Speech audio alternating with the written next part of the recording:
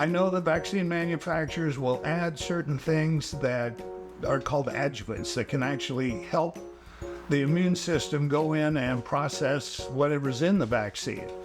So there are additives to vaccine. I don't believe there's anything with mercury in it.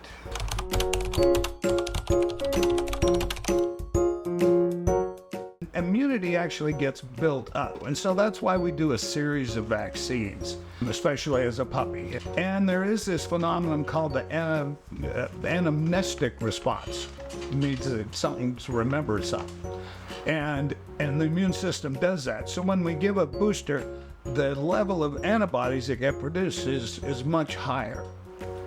So to answer the question, yeah, they work quickly, but not right away.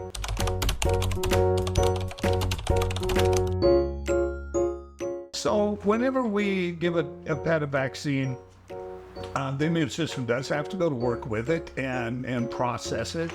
The whole body goes through some inflammatory things. It can cause a low-grade fever. If that's going to make the pet sleepy, then, obviously, don't lay down, take it easy. Within a 24-hour period, everything should be, back to normal.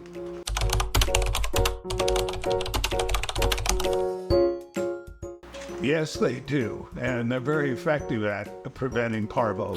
Parvo is an interesting virus in that it's what we call encapsulated, and that just means that it's got some stuff around the viral particle that allows it to exist in the environment for a very long time. And unfortunately, parvovirus can live years in the environment.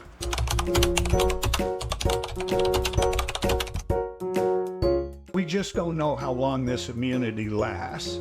And so by giving them an annual booster of a vaccine, then we pretty well can expect a good antibody level in the pet to protect throughout the year and, throughout his life. But we just don't know what that antibody level is. We can do titers and actually determine how much antibody might be in that pet's body.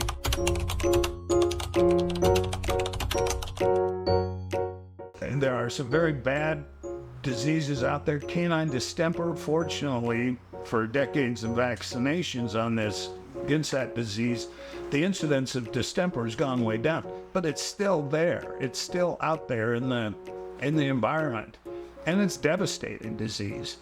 And parvovirus, even though it might not be that big killer disease that it was 30, 40 years ago, it's still a very bad disease, and it hits puppies very hard.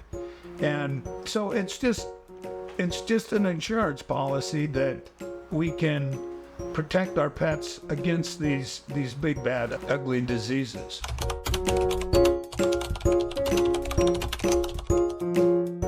Distemper, hepatitis, leptospirosis, parainfluenza, and parvovirus. If I got all those letters right.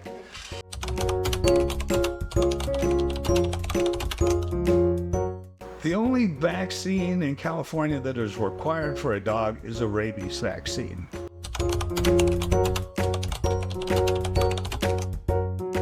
Dogs should be vaccinated as puppies. We want to start building that immunity. The sooner we get these pets vaccinated, then the more protection they're going to have and be ready to take on the real world. So we started around 8 weeks, boost that vaccine at 12 weeks, and then another vaccine at around 16 weeks. We want 2 vaccines after 12 weeks, and that really builds that immunity.